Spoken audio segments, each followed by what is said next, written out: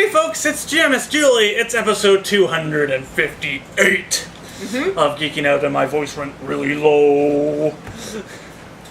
Yes. Sorry, I'm kind of part of a musical this week, so... Ah, I see. Yes, so any fans of the Nostalgia Critic? Yeah, I appear this week in his musical review of Les Miserables. That's awesome. As Kermit the Frog, of course. So, look for me around the 25-minute mark if you're a Nostalgia Critic fan, because it's a lot of fun and it's a couple good laughs. But, to the work at hand this week. Yes. We have 6 comic book reviews, 2 classic, 4 new. So let's get to it, shall we? With what? Kiss Kids. Oh. So, ignoring... The marketing department is getting worse on Kiss. Yes. Ignoring the terrible insinuation with Kiss Kids. This wasn't bad. This is the first of 4, and it's a compilation of very short comics. So a lot of them are 1 page. I think the most is, a 4 to 5 page. Considering how bad some of it was, I'm kind of glad that they're short stories. But it's very much designed for young children. And some of the stories are about the kids preparing to go back to school. A demon spitting blood all over the place and shooting fire is really good for kids. He doesn't spit blood, he shoots fire, though. At one point, he turns into the bat. Yes. Kiss for kids. Yes. So, the kids are preparing to go back to school, because, it's seasonally appropriate.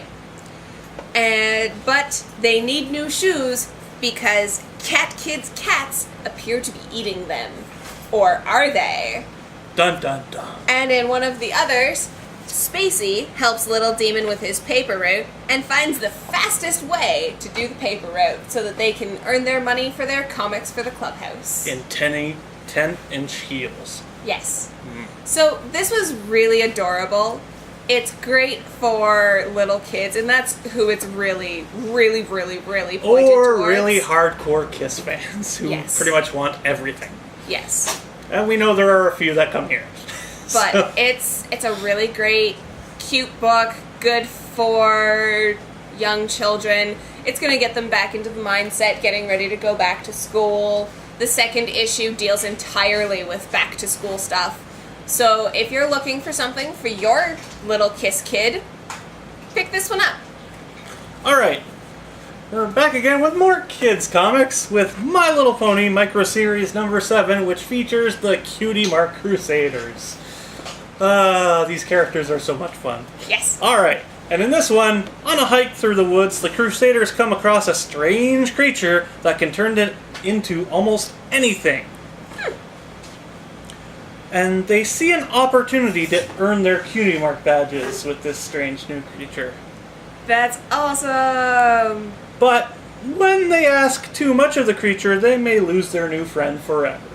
Oh. So this is one of those very good moral type lessons told throughout a pretty fun story. Pretty much the same way that most pony stories, yes. It's one of the things that I really appreciate most about the pony stories. Yeah, and it's a good fun time while reading it as well, with a few good references thrown in as well. Of course. So, the only thing I probably didn't like in this book is the very sketchy style. But if you say to yourself it's a dream, it's okay. It just kind of feels unfinished, that's all. Fair enough. But nothing bad. It's still a cute style. It still really works well. It just kind of feels unfinished to me. Fair enough. But that's just my opinion. Overall, it's another fun My Little Pony story that's perfect for pretty much anyone. Fan or not. It's just a lot of fun, and, I mean, you can't go wrong with cute characters like this. I concur. Speaking of cute characters... Nightwing is not cute! Okay, well, yeah, he's got... Yeah, he is cute. Yeah. Never mind. Next up for me is Batman Beyond Universe number 1. This has 2 shorts. It's called, the first one is Rewired, the second is Power Struggle. And in the first one, Gotham City Mayor, Mayor Dusk, has a massive heart attack in the new... Mayor Dusk? Mayor That Gus. just doesn't sound trustworthy at all. He has a massive heart attack in the new Arkham Institute common room in front of all of the patients of the Arkham Institute. So that leaves Commissioner Barbara Gordon to contact Terry McGinnis, aka the new Batman, to, help her out and figure out, was this a natural heart attack or was this a heart attack caused by somebody? And they are never going to guess who it is. Bob the janitor. You can't tell them! Oh, I was just making a guess. Man, I'm sorry. Man, the writing on Batman Beyond is getting worse and worse. Don't worry, guys, I'm lying. He wasn't right. In the second story, It was Phil the janitor. a strange UFO has crashed into the sun and it's wreaking serious havoc with Superman's powers. Can the Justice League help him get a grip? Or is it time for Superman to hang up the cape? Considering that he barely ages and everything? Oh no, this Superman has aged. Okay. He's aged some. There are scenes where you can tell that he's aging significantly slower, but he has aged. I really enjoyed this book. I adored the first half of the story, though having not read any of the other Batman Beyond books, I had questions. The thing with Batman Beyond is that the comic kind of continues from where the series and the movie left off, which were both fantastic, by the way. And everything I've heard about Batman Beyond is always fantastic. Yeah. It's probably one of the better Batman series, and quite frankly, it was some of the best written stories. And I mean, they just went all out, and they had a lot of fun with it, and it really worked at times. I've seen a couple of episodes, and I always really enjoyed it. I've heard really fantastic things. It's just not something that I've had a chance to go back and get caught up on. Well, I won't spoil the big surprises that are, already explained. Yes. But no, anyways, getting back to this issue, I had a couple of questions, but I fully intend to go back and get caught up because this story is just too good. I'll have to find my box sets and let you borrow them. Yay! I appreciated the first story far more, but that's because I'm far more of a Batman fan than I am a Superman fan. And Jim's right, there is a Nightwing, Nightwing is a character in these, which for any of you who've been watching, that's an automatic given that I'm going to love it. And the second story was really great. I enjoyed all of the aspects. I'm really excited to see what they're going to do with Superman in this situation. It's always interesting to see an emotional Superman as well. Yes, I love seeing it. Because he watches everyone around him pass on. He has to survive and still fight and everything. And that's really compelling character drama. Yes. That's always a good thing. This is a really good book. It's no wonder that we sold out yesterday, and this is the last copy that we have. Yoink. So, I was just gonna say, go to your local comic shop retailer, find yourself a copy of Batman Beyond Universe #1, even if you're not Well, that is if you can. Yes. Even if you haven't read or seen any of the others, it works as a story on its own, even though I had a couple of questions. They were minor issues. So, go pick up a copy, because it's good. Alright. Next up, we go back to IDW once again with Teenage Mutant Ninja Turtles Micro-series #5, Villains, Karai. That's a mouthful. Yes. Alright, and in this one, Karai is the deadliest of assassins, and is the embodiment of the Foot Clan.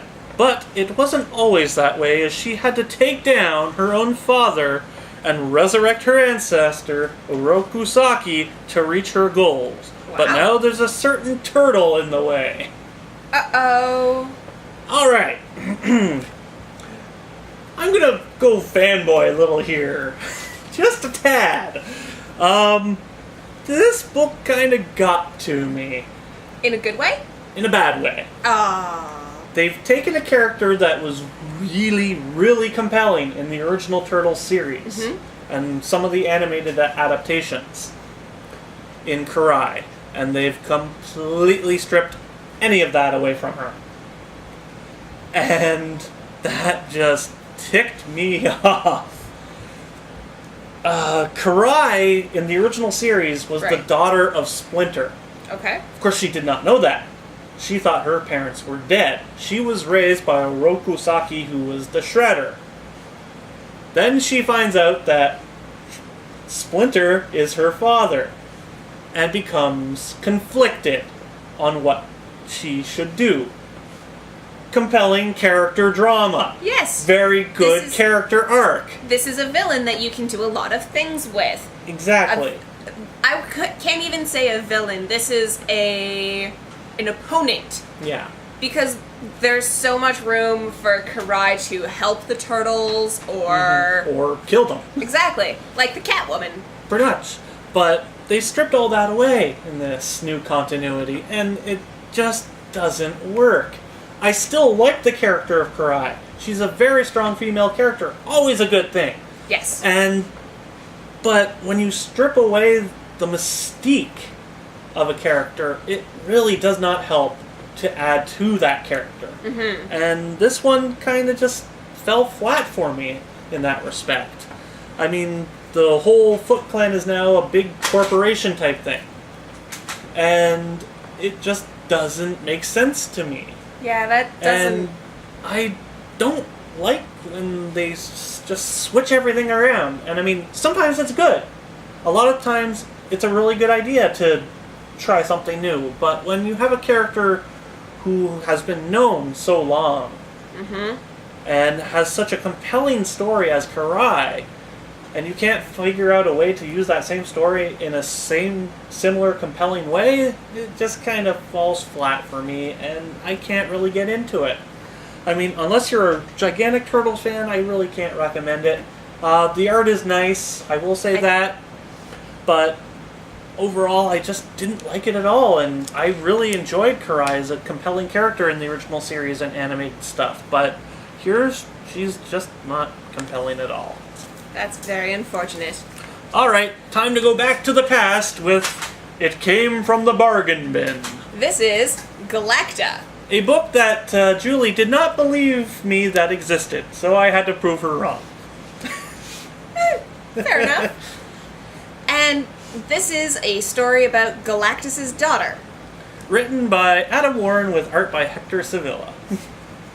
Thank you for that, because I didn't It's okay. check. That's alright. So, We don't usually put the names of the artists and whatnot. Galactus has a daughter, and this daughter has daddy issues, food issues, and is a tweeter. Yep. She's on the social net.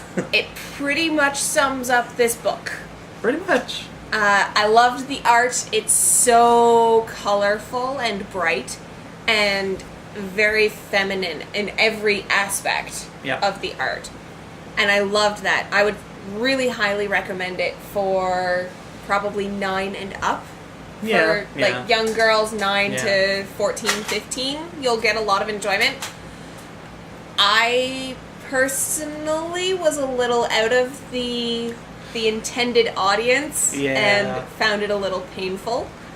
But it takes a bit to get used to because of its writing style and the inner monologue and whatnot. Yeah. It's a really cute story about a girl who is always hungry and is... just can't figure out why. Yes, exactly. So, if you're looking for something interesting for a, 9 to 15-year-old girl that you want to get into comics, Galacta might be the way to go. Alright. It's time to go back, way back to 1993, September of 1993, with what the two companies called the biggest crossover event in the history of comics. It's Deathmate. Alright, and in this prologue story, Solar, man of the atom, must make a hard choice to let the woman he loves die. Oh, that sounds terrible. After doing so, he has a mental breakdown Understandable. and tries to find peace in unreality. I'll give him that. But, well, he he meets Void from Wildcats, way back when Wildcats was Image and not in the DC universe now. Right. And they instantly fall in love.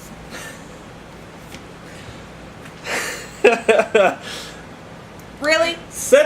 Which sets events in motion, turning both of their universes upside down. I wonder if that's how Deadpool was able to figure out that he was just a comic book character. Could be. While all this is going on, Geomancer and Prophet notice something is terribly wrong with their universe and team up to find out what happened. Alright, so, was this the biggest crossover event of the history of comics? No, not really. Was it okay? Yeah, it was okay. We've got Barry Windsor Smith penciling this book. We've got Jim Lee inking this book. It doesn't look good. Maybe their styles just clash too much. I think that's probably the problem. It's just a really classic style mixing with a newish style, and it just doesn't work here. And then, of course, there's a second story, which is drawn by Rob Liefeld. Yeah. No feet? Not really. He generally... No feet shown? Oh no, he draws the feet, but they're all squares. Of course. Of course. Because, feet are squares. Feet are not important things. But, yeah, this book was okay. It was a little bit painful in some of the really cliched ways that they just decide to get this crossover going. It's like, I've just met you, but I'm instantly in love with you. Awkward. Yeah, so that doesn't work. I don't care what dimension or unreality you're in. It doesn't work. So, I had a giggle at it. This is so 90s it hurts. Just with the muscle-bound people and just everything that could possibly go bad goes bad. And yeah. And yeah, this... Do you know how many copies this book had out in stores? 1 billion copies. 900,000 copies. Wow. Yeah. That's a large print run. Yeah, that's pretty much why they're in the dollar bin. There were too many of them, and they didn't all sell. But as a major crossover of the 90s, it's certainly not the worst. There were much worse crossovers in the 90s. Oh dear. Yeah, and maybe we'll get to them one day, but this was not overall terrible. It was just had terrible elements, which didn't work to its advantage. Right. So, unless you really want to see just what the 90s was made of, or if you read it and you're looking for some nostalgia, then check it out. But overall, it's just something better left in the past. Alright, so that brings us to the close of another exciting episode. Be sure to come see me this Sunday at Fan Expo. I will be co-hosting a panel on steampunk in the media at 4 o'clock on Sunday. Maybe I'll see you there. Have a good one. See you later.